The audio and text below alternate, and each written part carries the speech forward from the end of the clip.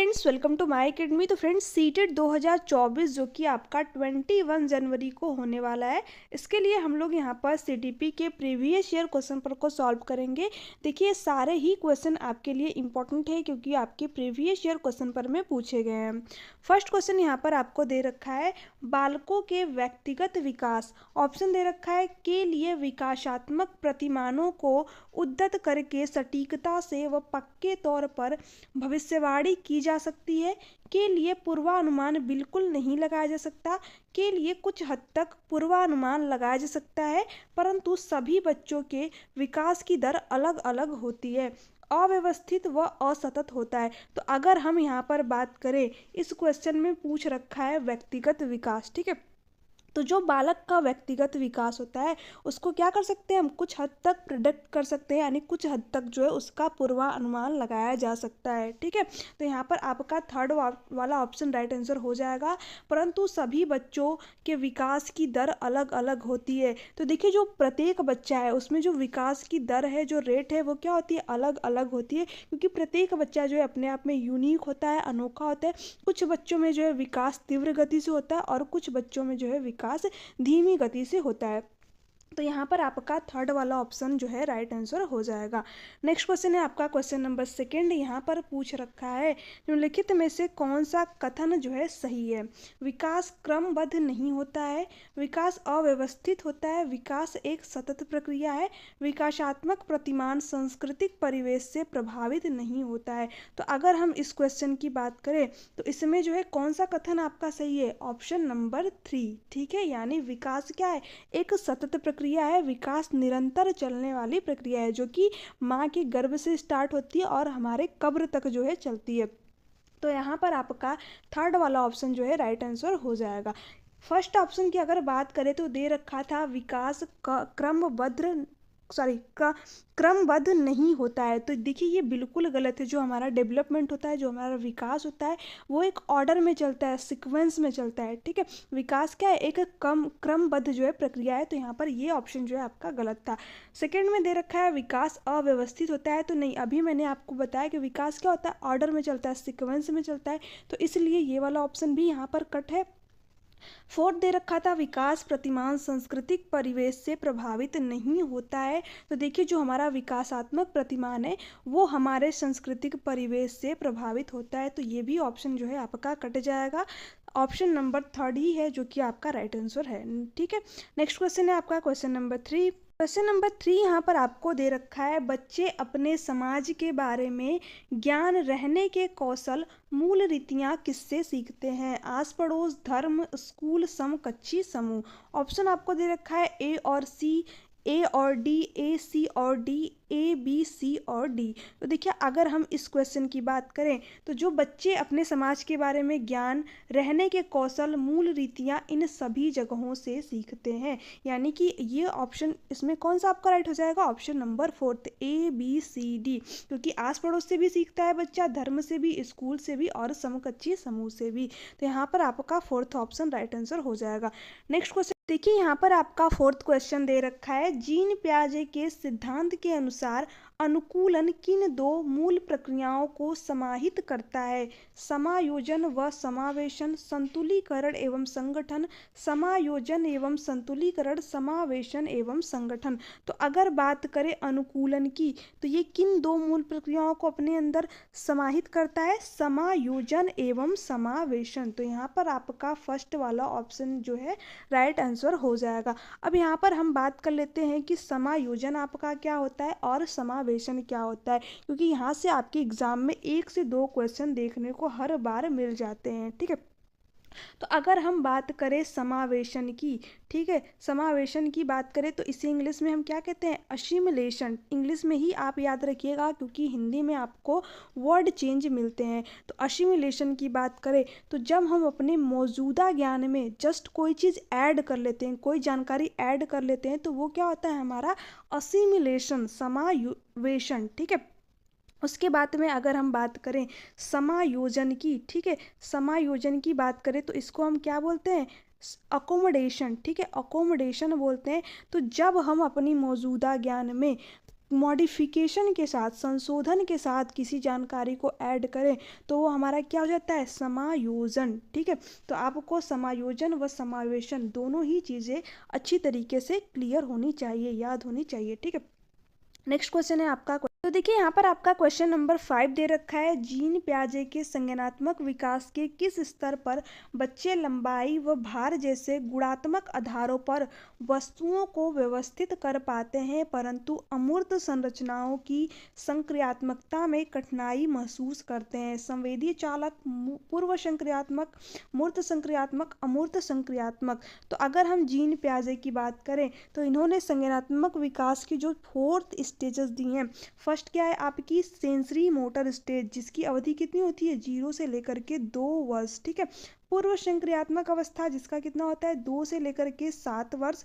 उसके बाद में मूर्त संक्रियात्मक अवस्था यानी कि कॉन्क्रीट ऑपरेशनल स्टेज आपका हो जाता है 7 से 11 वर्ष। फॉर्मल ऑपरेशनल स्टेज यानी कि अमूर्त संक्रियात्मक अवस्था 11 एवं। ठीक है, तो अगर हम बात करें कि किस एज में जो है, किस अवस्था में बच्चा जो है लंबाई व भार जैसे गुणात्मक आधारों पर वस्तुओं को व्यवस्थित कर पाता है, ठीक है, परंतु अमूर्त संरचनाओं की संक्रियात्मकता में कठिनाई महसूस करता है, तो कौन सी स्टेज है आपकी, पियाजे की 3rd स्टेज, मूर्त संक्रियात्मक अवस्था, कॉन्क्रीट ऑपरेशनल स्टेज। ठीक है, जिसमें आपका क्या कर लेता है बच्चा, CCS। ठीक है, कंजर्वेशन, क्लासिफिकेशन और सीरिएशन का जो गुण है, जो क्वालिटी है, वो उसके अंदर डेवलपमेंट हो जाती है 7 से 11 वर्ष की आयु में। आपको एज भी याद रखनी है क्योंकि आपके एग्जाम में कभी कभी पूछ लेता है। ठीक है, तो यहाँ पर आपका 3rd वाला ऑप्शन राइट आंसर हो जाएगा।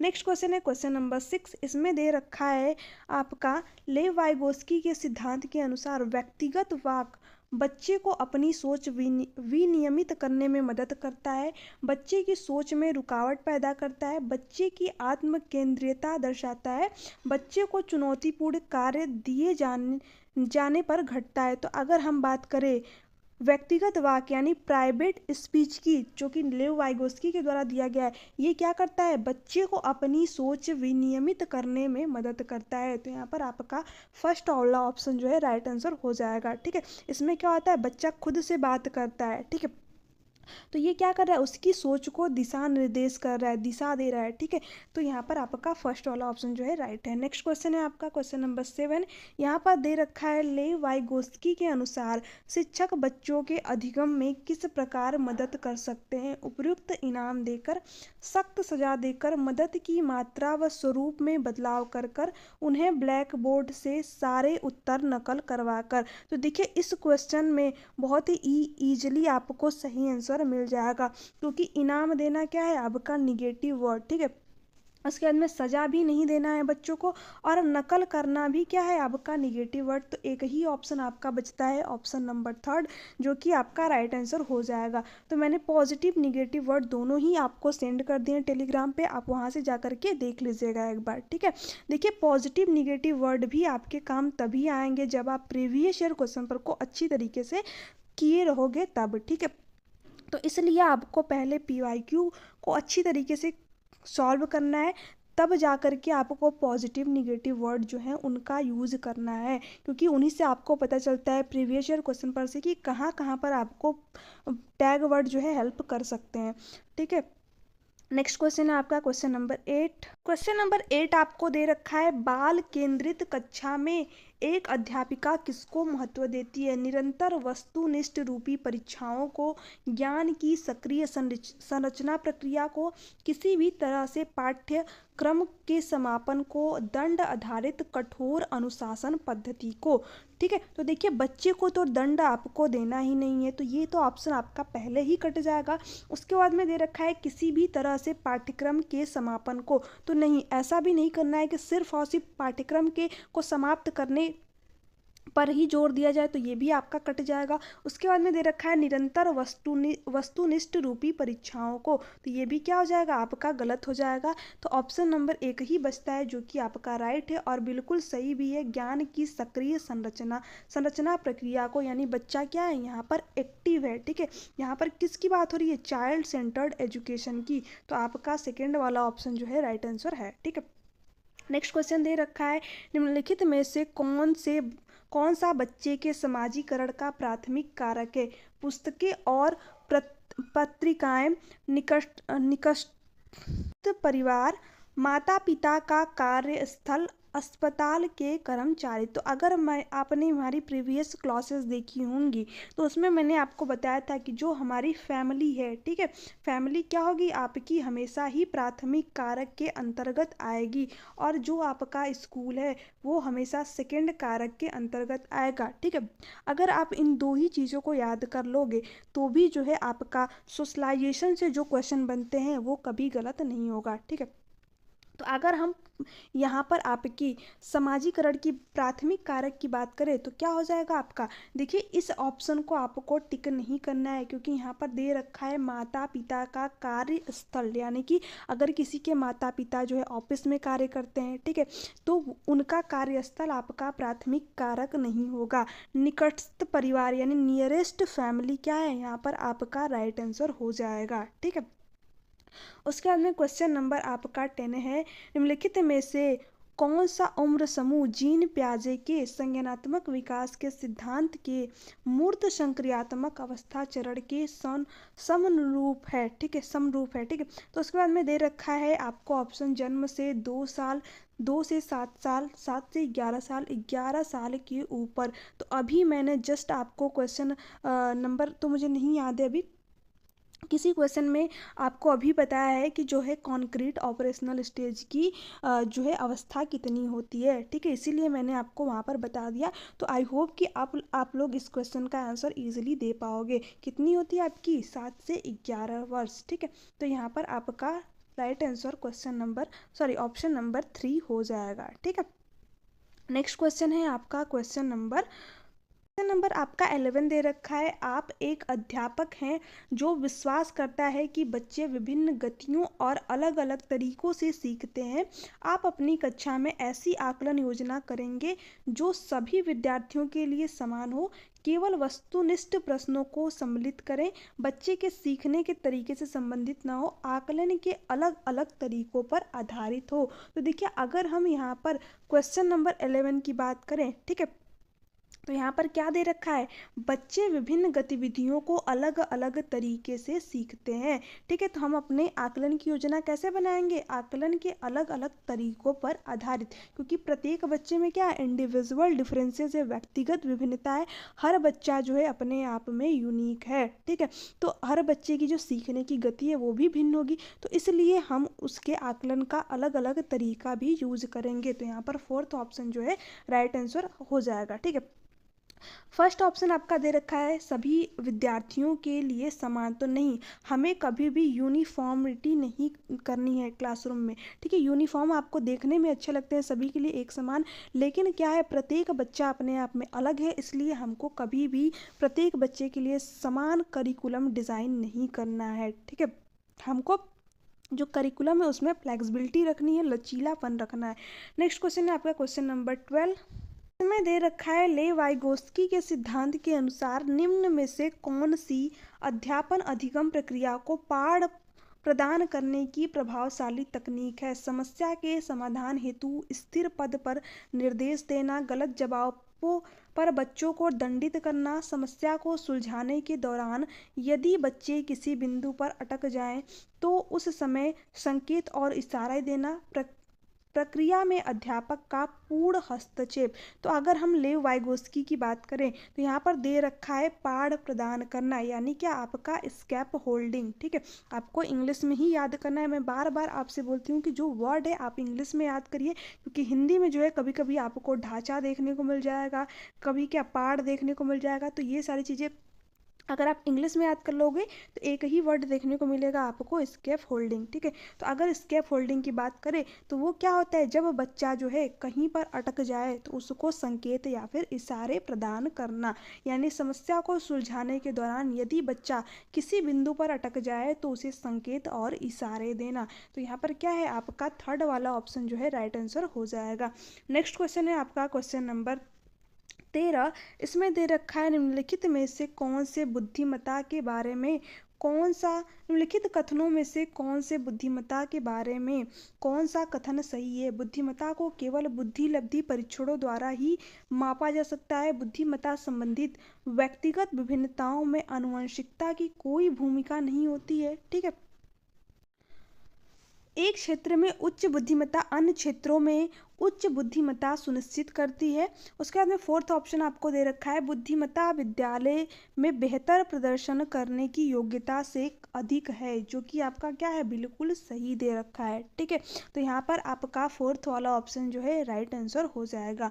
नेक्स्ट क्वेश्चन है आपका क्वेश्चन नंबर 14। इसमें दे रखा है, एक घोड़े को देखकर एक 3 वर्षीय बालिका चकित होकर बोली, वाह इतना बड़ा कुत्ता। जीन प्याजे के संज्ञानात्मक विकास के सिद्धांत के अनुसार बालिका की यह प्रतिक्रिया निम्न में से किसका उदाहरण है? आत्मसात्करण, प्रतीकात्मक, पदार्थ स्थायित्व, अस्थगित अनुकरण। तो देखिए, जो जीन प्याजे थे उनके अनुसार अगर बच्ची जो है 3 वर्ष की है और उसके बाद में वो देखकर बोल रही है, क्या घोड़े को देखकर बोल रही है वाह इतना बड़ा कुत्ता, तो वो जो है क्या हो जाएगा आपका समावेशन। ठीक है, मैंने आपको अभी बताया कि बच्ची क्या कर रही है, अगर अपनी मौजूदा ज्ञान में कोई जानकारी को जस्ट ऐड कर ले रही है, ठीक है, तो वो क्या होगा आपका समावेशन। तो यहाँ पर आपका फर्स्ट वाला ऑप्शन जो है इसका राइट आंसर हो जाएगा। अगर यहीं पर इसे कोई बता दे कि बेटा वो कुत्ता नहीं है घोड़ा है, ठीक है, तो उसने क्या किया, अपनी जो उसकी जानकारी थी उसमें क्या हो गया, मॉडिफिकेशन हो गया, संशोधन हो गया, तो ये वहाँ पर क्या हो जाएगा आपका समायोजन। ठीक है, जिसे क्या बोलते हैं, अकोमोडेशन। तो ये दोनों पॉइंटों को आपको ध्यान में रखने हैं। नेक्स्ट क्वेश्चन दे रखा है क्वेश्चन नंबर 15। इसमें है, भाषा एवं विचार पर लेव वाइगोस्की क्या सुझाते हैं? भाषा संज्ञानात्मक विकास को निर्देशित करती है। संज्ञानात्मक विकास भाषा को निर्देशित करती है। भाषा और संज्ञान में कोई संबंध नहीं है। संज्ञान भाषा से स्वतंत्र है। तो देखिए, अगर हम क्वेश्चन नंबर 15 की बात करें यहाँ पर, ठीक है, तो जो लेव वाइगोस्की है वो क्या कहते हैं, भाषा जो है संज्ञानात्मक विकास को निर्देशित करती है। तो यहाँ पर आपका फर्स्ट वाला ऑप्शन है जो कि राइट आंसर हो जाएगा। ठीक है, क्वेश्चन नंबर आपका 16 है। इसमें दे रखा है, बच्चों में सृजनात्मकता को किस प्रकार सुसाध्य किया जा सकता है? अन्वेषण को प्रोत्साहित करके, अध्यापक केंद्रित शिक्षा शास्त्र द्वारा, लगातार अभ्यास और दोहराकर, केवल अनुकरण द्वारा। तो देखिए, 3 तो ऑप्शन आपके ऐसे ही कट गए क्योंकि हमको इसमें दे रखा है अध्यापक केंद्रित शिक्षा शास्त्र, तो हमें कैसी शिक्षा चाहिए, चाइल्ड सेंटर्ड एजुकेशन। ठीक है, अध्यापक केंद्रित नहीं चाहिए, टीचर सेंटर्ड हमें शिक्षा नहीं चाहिए। तो ये तो आपका कट। लगातार अभ्यास और दोहराव, तो ये भी क्या है, गलत चीज़ है, निगेटिव वर्ड है आपका, तो ये भी कट। केवल अनुकरण द्वारा, तो अनुकरण भी क्या है, नकल करके सीखना, ये सारी चीज़ें अच्छी नहीं है, तो ये भी क्या है, गलत। एक ही बचता है, अन्वेषण यानी कि खोज को प्रोत्साहित करके। तो ऑप्शन नंबर फर्स्ट जो है आपका यहाँ पर राइट आंसर हो जाएगा। क्वेश्चन नंबर 17 आपका दे रखा है, गुणज वैकल्य सीधे तौर पर निम्न में से किससे संबंधित है? गति विषयक असक्तता से, दूसरों के प्रेरकों इरादों को समझने में प्रवाहिता से, संगीतकीय योग्यता से, गणितीय संकल्पों के अधिगम में कठिनाई से। ठीक है, तो अगर हम बात करें तो जो हमारा गुणज वैकल्य है, ठीक है, ये यानी कि डिसकैलकुलिया, इसको इंग्लिश में क्या बोलते हैं, डिसकैलकुलिया, ये किससे संबंधित है, जिसमें बच्चे को कैलकुलेशन में प्रॉब्लम आती है। ठीक है, यानी गणितीय संकल्पों के अधिगम में कठिनाई से। तो यहाँ पर आपका फोर्थ वाला ऑप्शन जो है राइट आंसर हो जाएगा। नेक्स्ट क्वेश्चन है आपका क्वेश्चन नंबर 18। यहाँ पर दे रखा है, शिक्षा का अधिकार अधिनियम 2009 के अंतर्गत निजी विद्यालयों में आर्थिक रूप से कमजोर वर्ग के विद्यार्थियों के दाखिले हेतु सीटों के आरक्षण का प्रावधान इन छात्रों के सफल समावेशन हेतु एक अध्यापक को किस तरह के शिक्षा शास्त्र का प्रयोग करना चाहिए? भेदभावात्मक, अलगावात्मक, साम्यता पर आधारित, समानता पर आधारित। तो देखिए, 2 ऑप्शन तो आपके पहले ही कट जाएंगे। भेदभाव तो हमें कभी करना ही नहीं है, अलग थलग सेग्रीगेशन नहीं करना है हमें बच्चे के साथ में। ठीक है, तो अगर हम क्वेश्चन नंबर 18 की बात करें, ठीक है, तो इसमें आपको 2 वर्ड को ध्यान में रखना है। एक होता है आपका इक्विटी, ठीक है, इक्विटी, ठीक है, और उसके बाद में एक होता है इक्वालिटी। तो हमें समानता पर आधारित शिक्षा नहीं देनी, यानी प्रत्येक बच्चे को एक जैसी शिक्षा देना, ठीक है। हमें बच्चे की इंडिविजुअल डिफरेंसेस, व्यक्तिगत विभिन्नता को ध्यान में रखते हुए शिक्षा देनी है, ठीक है। इसका मतलब क्या हो गया, यूनिफॉर्मिटी, यानी हमें सबको समान शिक्षा देनी है, जो कि क्या है, आपका गलत है, ठीक है। यहाँ पर क्या आपका सही हो जाएगा, साम्यता पर आधारित, यानी बच्चे की ज़रूरत के अकॉर्डिंग, ठीक है। अगर बच्चे को देखने में प्रॉब्लम है तो हम उसकी अकॉर्डिंग जो है अपनी जो पाठ्यक्रम है उसमें उसको फ्लेक्सिबल बनाएंगे, ठीक है। उसको थोड़ा बहुत देखने में प्रॉब्लम है तो उसको क्या करेंगे, सबसे आगे बैठाएंगे, ठीक है। तो ये क्या हो जाएगा, आपका थर्ड वाला ऑप्शन जो है यहाँ पर राइट आंसर हो जाएगा। नेक्स्ट क्वेश्चन है आपका क्वेश्चन नंबर 19। ये दे रखा है, एक समावेशी कक्षा में सूचना को किस तरह से प्रस्तुत करना चाहिए, शाब्दिक रूप से, दृश्य रूप से, मौखिक रूप से, बहुल रूप से। तो अगर हम बात करें कक्षा कैसी है आपकी, समावेशी कक्षा, इंक्लूसिव क्लासरूम है, तो इसमें जो है जन सूचना को किस तरीके से प्रस्तुत किया जाना चाहिए, बहुल रूपों में। तो यहाँ पर आपका फोर्थ वाला ऑप्शन जो है राइट आंसर हो जाएगा। नेक्स्ट क्वेश्चन है आपका क्वेश्चन नंबर 20। दे रखा है, शिक्षा की समकालीन नीतियों के अनुसार दिव्यांग बच्चों की शिक्षा के लिए कौन सा मॉडल सुझाया गया है, व्यावसायिक शिक्षा, समावेशी शिक्षा, अलगावी शिक्षा, सम्मिलित एकीकृत शिक्षा। तो अगर हम यहाँ पर क्वेश्चन नंबर 20 की बात करें तो दिव्यांग बच्चों के लिए जो है कौन सा मॉडल सुझाया गया, समावेशी शिक्षा, इंक्लूसिव एजुकेशन। तो यहाँ पर आपका सेकेंड वाला ऑप्शन जो है राइट आंसर हो जाएगा। नेक्स्ट क्वेश्चन है आपका क्वेश्चन नंबर 21। दे रखा है, अधिगम प्रक्रिया के बारे में निम्नलिखित में से कौन सा कथन गलत है। अधिगम एक निरंतर प्रक्रिया है, जो कि क्या है, आपका सही दे रखा है। अधिगम प्रक्रिया में त्रुटियां और गलतियां अप्रासंगिक है। तो देखिए, अगर हम क्वेश्चन नंबर 21 की बात करें तो जो अधिगम प्रक्रिया में जो त्रुटियां होती हैं, जो गलतियां होती है, वो क्या है, हमारी प्रासंगिक है। बट यहाँ पर क्या दे रखा है, अप्रासंगिक। तो इसलिए क्या हो जाएगा, ये वाला ऑप्शन आपका राइट हो जाएगा, क्योंकि इसमें जो है गलत कथन पूछा था, ठीक है।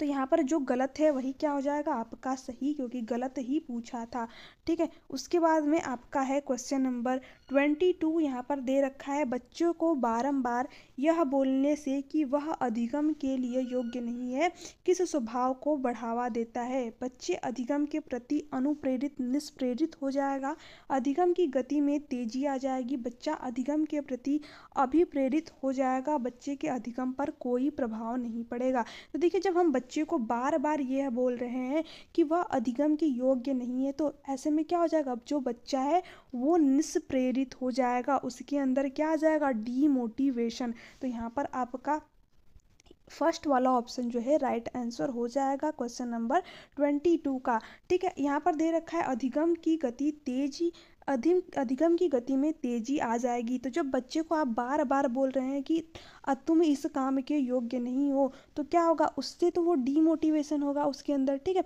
वो तो पढ़ना ही नहीं चाहेगा, तो वो क्या होगा, उसके अधिगम में तेजी नहीं आएगी, बल्कि क्या आएगी, कमी आएगी, ठीक है। तो यहाँ पर आपका फर्स्ट ही ऑप्शन है जो कि राइट आंसर हो जाएगा। अभिप्रेरित तो वो होगा नहीं, ठीक है, अधिगम पर कोई प्रभाव नहीं पड़ेगा, तो ऐसा भी नहीं है कि उसके अधिगम पर कोई प्रभाव न पड़े। नेक्स्ट क्वेश्चन है आपका क्वेश्चन नंबर 22। दे रखा है, समस्या समाधान कौशल को किस प्रकार बढ़ाया जा सकता है, ठीक है। तो अगर हम बात करें इस क्वेश्चन की, तो दे रखा है, उपकरणों सामग्रियों के परंपरागत स्रोतों पर ध्यान देकर समस्या को मानक रूपों में प्रस्तुत करके समाधानों के वैकल्पिक तरीकों को मानकर यंत्रवत याद करके। तो देखिए, जहाँ पर भी याद करना आपका आ जाए वो पहले ही कट, ठीक है। उसके बाद में थर्ड दे रखा है, समस्या के वैकल्पिक तरीकों को मानकर, जो कि क्या है, आपका बिल्कुल सही दे रखा है। तो थर्ड ऑप्शन जो है आपका यहाँ पर राइट आंसर हो जाएगा। नेक्स्ट दे रखा है क्वेश्चन नंबर 24। प्राथमिक कक्षाओं में संकल्प अध्यापन हेतु विषय वस्तु को प्रस्तुत करने के कौन सा क्रम सर्वाधिक उपयुक्त है। तो अगर हम यहाँ पर क्वेश्चन नंबर 24 की बात करें तो प्राथमिक कक्षा की यहाँ पर बात हो रही है। तो देखिए, इस क्वेश्चन में भर भर के गलतियाँ अगली बार जब आपका आया था तो उसमें हुई थी, 2020 में आया था, तो इस क्वेश्चन में बहुत सारे अभ्यर्थियों ने गलती की थी। क्योंकि देखिए, जो प्राथमिक स्तर है, ठीक है, उस पर जो है अगर हम क्रम की बात करें विषय वस्तु को प्रस्तुत करने का, तो पहले हमें क्या करना चाहिए, हमें कॉन्क्रीट चीज़ें बच्चे के सामने प्रस्तुत करनी चाहिए, मूर्त सामग्री, उसके बाद में चित्र और फिर उसके बाद में संकेत देना चाहिए। तो इसमें जो है आपका फोर्थ वाला ऑप्शन राइट हो जाएगा। इस चीज़ को आप यहाँ पर ध्यान रखिएगा, पहले मूर्त सामग्री फिर चित्र और उसके बाद में संकेत, ठीक है। नेक्स्ट क्वेश्चन है आपका क्वेश्चन नंबर 25। बच्चों के अधिगम पर कक्षा के वातावरण का काफ़ी प्रभाव पड़ता है। प्रवीणता अभिमुखी अधिगम वह अधिगम है जो समझने पर जोर दे। संस्कृति को बढ़ावा देने के लिए कक्षा का वातावरण किस तरह का होना चाहिए। प्रदर्शन अभिमुखी, स्पर्धात्मक एवं व्यक्तिपरक, अध्यापक प्रधान, सकारात्मक एवं सहयोगात्मक। तो देखिए जो कक्षा का वातावरण है वो किस तरीके का होना चाहिए, सकारात्मक एवं सहयोगात्मक, ठीक है। यही क्या है आपका सबसे बेस्ट ऑप्शन है। तो ऑप्शन नंबर फोर्थ जो है आपका यहाँ पर राइट आंसर हो जाएगा। नेक्स्ट क्वेश्चन है आपका क्वेश्चन नंबर 26। इसमें दे रखा है अधिगम के संदर्भ में निम्न में से कौन सा कथन सही है। तो अगर हम इस क्वेश्चन की बात करें तो इसमें क्या हो जाएगा आपका सही। अधिगम क्या है, एक जटिल प्रक्रिया है जिसमें अधिगमकर्ताओं की सक्रिय संलग्नता की आवश्यकता होती है। तो यहाँ पर जो है आपका फोर्थ वाला ऑप्शन जो है राइट आंसर हो जाएगा। अधिगम क्या है, जटिल प्रक्रिया है। नेक्स्ट क्वेश्चन है आपका 27। इसमें दे रखा है अधिगम का सामाजिक संरचनात्मक विचार अधिगम प्रक्रिया में डैश की महत्ता पर बल देता है। पारस्परिक क्रियाओं, पुरस्कार एवं दंड, आनुवंशिकता, अनम्य अटल शिक्षा, शास्त्रीय उपागम। तो देखिए दो ऑप्शन तो आपके पहले ही कट जाएंगे, पुरस्कार और दंड और अनम्य अटल शिक्षा, शास्त्रीय उपागम, क्योंकि हमें यहाँ पर फ्लेक्सिबिलिटी चाहिए शिक्षा में, ठीक है, अटल नहीं चाहिए, ठीक, फिक्स नहीं चाहिए। तो ये क्या हो जाएगा आपका दो ऑप्शन पहले ही कट जाएगा। उसके बाद में दे रखा है क्वेश्चन में अधिगम का सामाजिक संरचनात्मक विचार अधिगम प्रक्रिया में। तो देखिए किसकी महत्ता पर बल होगा, पारस्परिक क्रियाओं की, ठीक है, आनुवंशिकता की यहाँ पर तो बात ही नहीं हुई है, हेरिडिटी की। तो यहाँ पर आपका फर्स्ट ऑप्शन है जो कि राइट आंसर हो जाएगा। नेक्स्ट क्वेश्चन है आपका क्वेश्चन नंबर 28। इसमें देखिए आपको मैच करना है निम्न में से कौन सा युग्म घटक और अभिप्रेरणा स्रोत का सही रूप से मिला युग्म है। तो देखिए अगर हम बात करें यहाँ पर इस क्वेश्चन की, क्वेश्चन नंबर 28 की, तो देखिए अगर जो हमारी जिज्ञासा होती है, ठीक है, वो क्या होती है, हमारी आंतरिक प्रेरणा से आती है, इंटरनल मोटिवेशन से आती है। तो यहाँ पर आपका सेकंड वाला ऑप्शन है जो कि राइट आंसर हो जाएगा। यहाँ पर आपको दे रखा था नगद पुरस्कार, तो ये आपका क्या हो जाता है, बाहरी मोटिवेशन, ठीक है, इंटरनल मोटिवेशन नहीं है, तो ये भी कट हो जाएगा। रुचि क्या है आपकी, इंटरनल मोटिवेशन है, बट यहाँ पर बाहरी मोटिवेशन दे रखा है, तो ये भी क्या है आपका गलत। आत्म परितोषण, ये भी क्या है आपका इंटरनल मोटिवेशन है, तो ये भी क्या है गलत है। एक ही ऑप्शन है जो कि आपका सही है। जिज्ञासा क्या है आपकी इंटरनल मोटिवेशन, आंतरिक अभिप्रेरणा। नेक्स्ट क्वेश्चन है आपका क्वेश्चन नंबर 29। इसमें दे रखा है विद्यार्थियों में संकल्पनात्मक समझ को सुसाध्य करने हेतु एक अध्यापक को, ठीक है, ऑप्शन आपको दे रखा है छात्रों को केवल यंत्रवत रूप से सीखने के लिए प्रोत्साहित करना चाहिए। उसके बाद में दे रखा है संकल्पों के वार्तालाप, उदाहरण और गैर उदाहरण को सम्मिलित नहीं करना चाहिए, ठीक है। तो देखिए ये तो आपका गलत हो जाएगा, ठीक है, यंत्रवत रूप से सीखने के लिए प्रोत्साहित करना चाहिए। तो अगर हम फर्स्ट ऑप्शन की यहाँ पर बात करें, ठीक है, तो ये भी क्या है आपका गलत हो जाएगा। केवल दे रखा है, ठीक है, इसलिए जो प्रस्तुत किया गया है और जो पहले से ही ज्ञात है उन दोनों में संबंध स्थापित करने के अवसर प्रदान करने चाहिए, जो कि क्या है आपका बिल्कुल सही दे रखा है। तो थर्ड वाला ऑप्शन जो है आपका राइट आंसर हो जाएगा। व्याख्यान विधि, तो ये भी गलत है आपका। सीमित रहना, ये सभी निगेटिव वर्ड है, तो आपका गलत हो जाएगा। उसके बाद में दे रखा है क्वेश्चन नंबर 30 आपको दे रखा है निम्न में से कौन सा कारक अधिगम को प्रभावित करते हैं। अभिप्रेरणा, सामाजिक संदर्भ, सांवेगिक शिक्षा, शास्त्रीय उपागम, ठीक है। तो देखिए ये सारे ही कारक जो है आपके अधिगम को प्रभावित करते हैं, इसलिए यहाँ पर मैंने जो है ऑप्शन नहीं दे रखा है आपको, तो इसलिए यहाँ पर होगा 1 2 3 4, जिसमें कि आपका एक में होगा ए बी, दूसरे में होगा बी सी और तीसरे में होगा ए बी और डी, ठीक है, और फोर्थ ऑप्शन आपको दे रखा रहेगा A B C और D, ठीक है। तो देखिए यही जो है आपका ऑप्शन राइट हो जाएगा, यानी चारों ही क्या करते हैं, अधिगम को प्रभावित करते हैं। तो इसलिए आपका जो है ये चारों ही ऑप्शन करेक्ट हो जाएंगे। ये थे आज के 30 क्वेश्चन। आपके इनमें से कितने सही हुए हैं नीचे कमेंट सेक्शन में कमेंट करके ज़रूर बताइएगा। वीडियो अच्छी लगी तो चैनल को सब्सक्राइब कर दीजिएगा, बेल आइकन को प्रेस कर दीजिएगा ताकि हर क्लास की नोटिफिकेशन आप तक पहुँच सके, ठीक है। अगर आपको इसका PDF चाहिए इस क्लास का, तो आप हमारे टेलीग्राम चैनल से जुड़ जाइए। वहाँ पर जो है मैंने सारे क्लास के नोट्स और PDF दोनों ही प्रोवाइड कर रखे हैं। EVS का भी मैंने नोट्स दे रखा है, SST का भी, ठीक है, साइंस का भी, संस्कृत का भी, इंग्लिश का भी, पेपर 1 पेपर 2 दोनों सब्जेक्ट के नोट्स आपको अच्छी तरीके से मिल जाएंगे, ठीक है। तो आप वहाँ से अपनी स्टडी कर सकते हो, वो बिल्कुल फ्री नोट्स है, तो आप लोग वहाँ से डाउनलोड करके अपना पढ़ सकते हो, ठीक है। तो प्लीज़ चैनल को सब्सक्राइब कर दीजिएगा, क्योंकि देखिए जो है क्लासेस को बनाने में, जो आपके नोट्स हैं उनको तैयार करने में, फिर मैंने टैग वर्ड भी आप लोगों के लिए सभी सब्जेक्ट के बना रखे हैं, Sanskrit, English, Hindi, SST, science, ठीक है। तो इनमें थोड़ी सी मेहनत लगती है, तो प्लीज़ आपसे यही रिक्वेस्ट है कि चैनल को सब्सक्राइब कीजिए और वीडियो को ज़्यादा से ज़्यादा शेयर कीजिए। Thanks for watching me. Bye bye, take care.